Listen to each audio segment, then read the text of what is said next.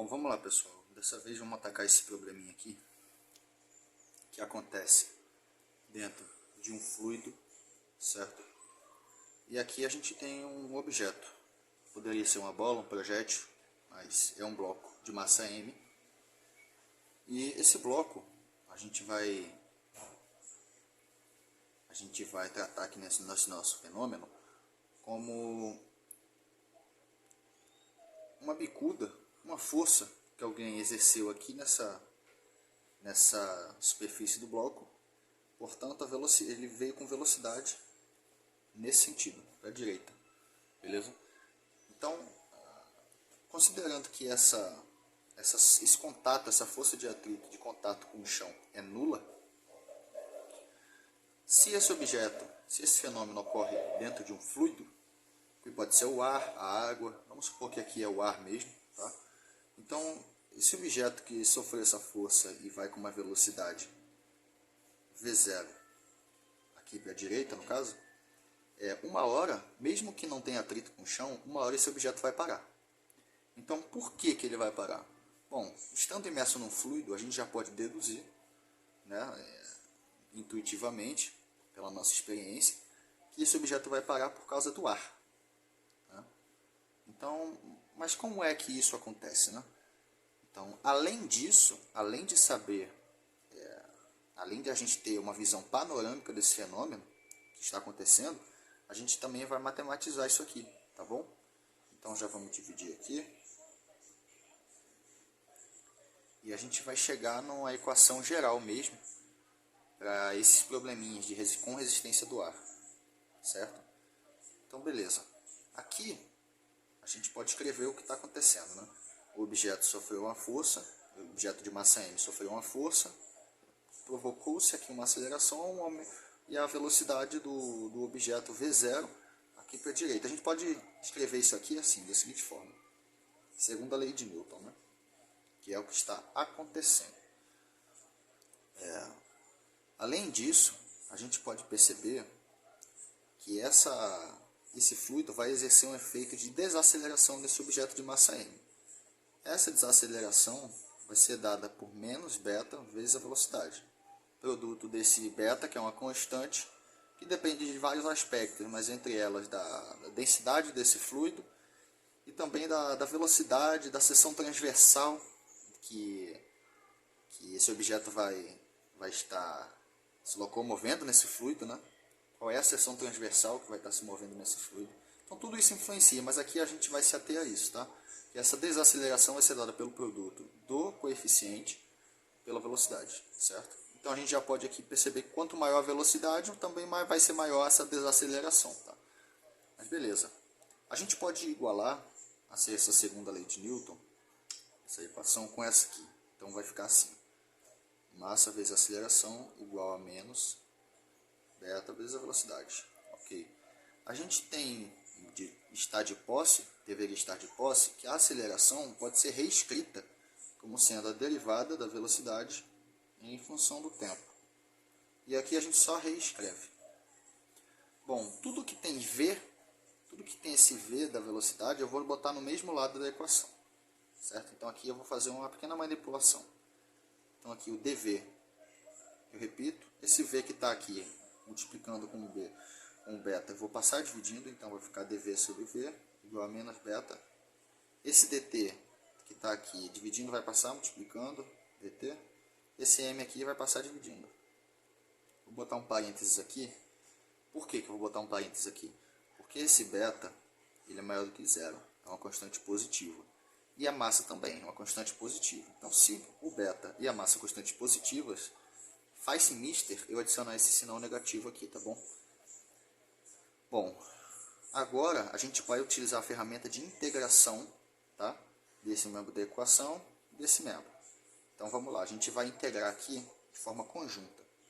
Então a integral de dv sobre v é igual a menos a integral de menos beta sobre m dt. Bom, quais são os limites de integração aqui nessa integral? Bom, como diz respeito à velocidade, vai de v0 até vt. Certo? Vai de V0 até Vt. Já aqui, diz respeito a essas duas constantes, então a gente vai de 0 a t. Certo? Beleza. Está montado os nossos limites de integração com as nossas pertinentes integrais. Agora a gente vai fazer o seguinte. Simplesmente vamos resolver.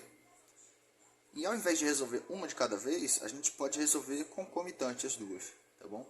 Então aqui, qual vai ser o resultado dessa integral? Bom, eu estou observando aqui que a primitiva, que é a velocidade, a derivada da velocidade, a derivada dessa primitiva está no numerador.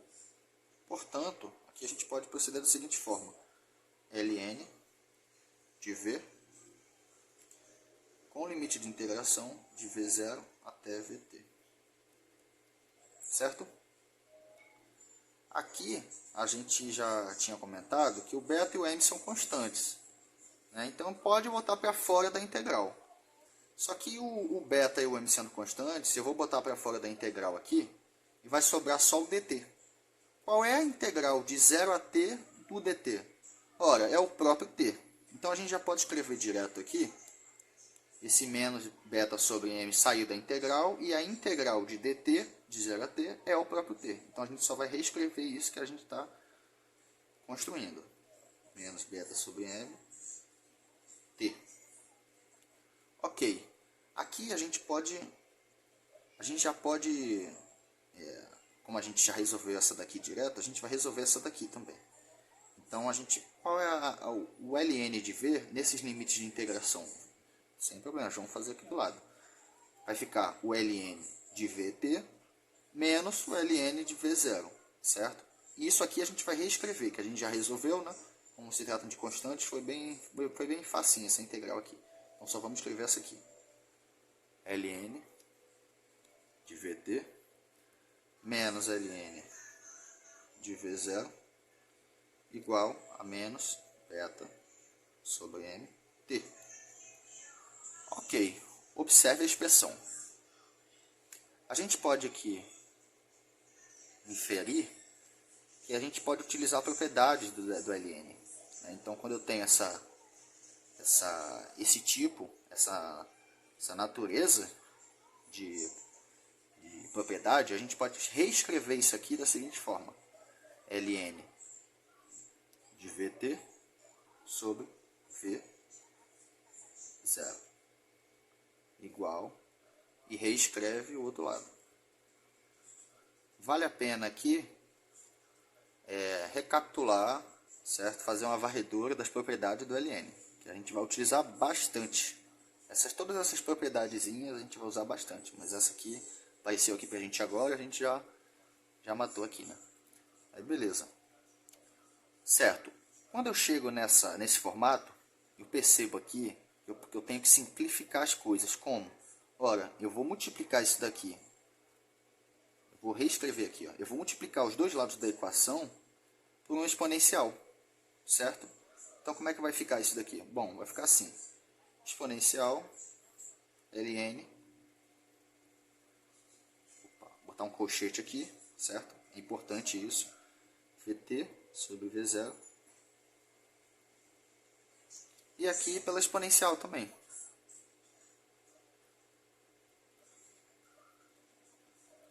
Ok.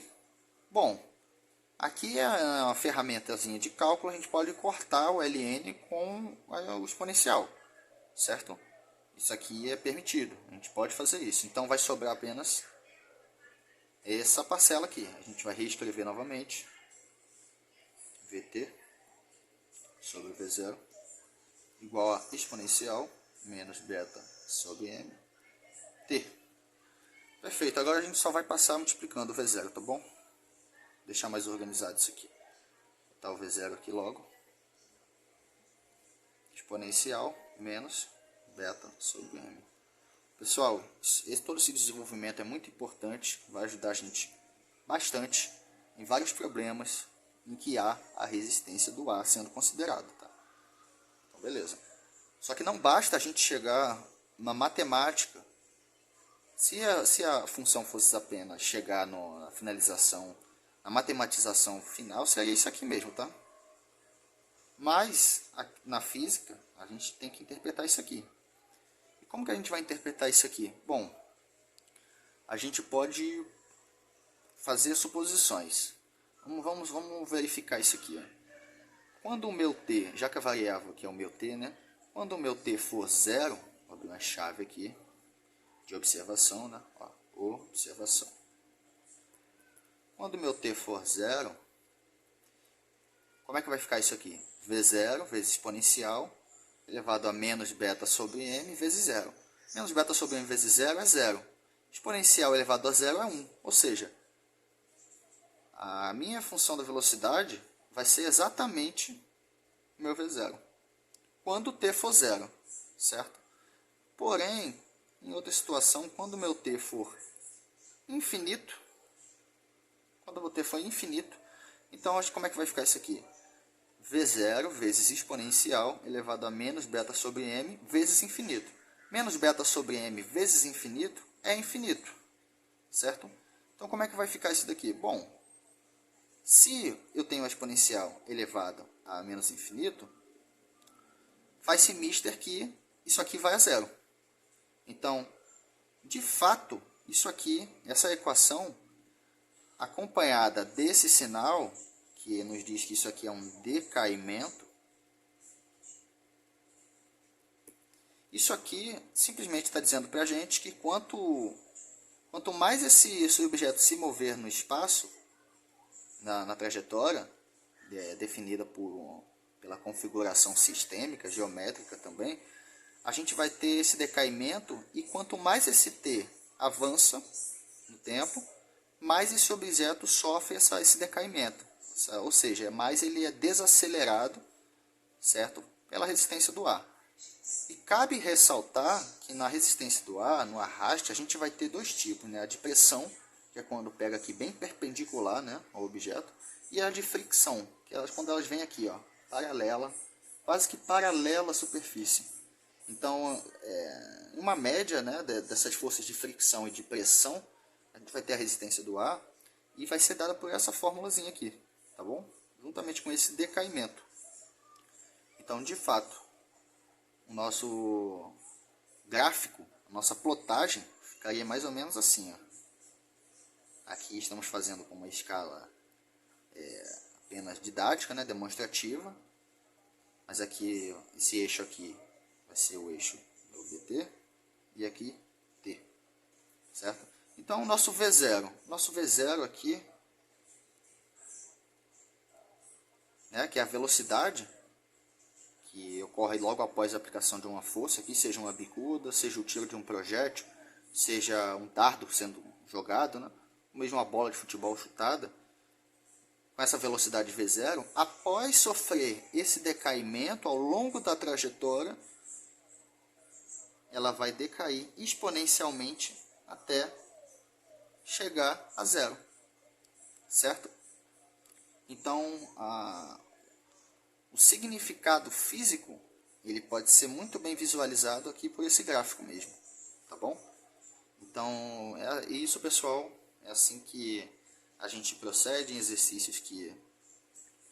Bom, se o exercício for generoso, então aqui o contato com o chão vai ser zero, tá? A gente não vai ter aqui, considerar o atrito, né, com o chão, o atrito por contato com o chão.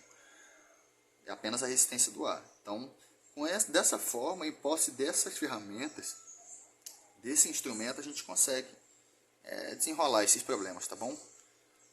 Logo mais a gente vai ter aí, esmiuçar aí o problema de massa-mola, certo? Com resistência do ar também. Mas por hora é só isso. Valeu, pessoal.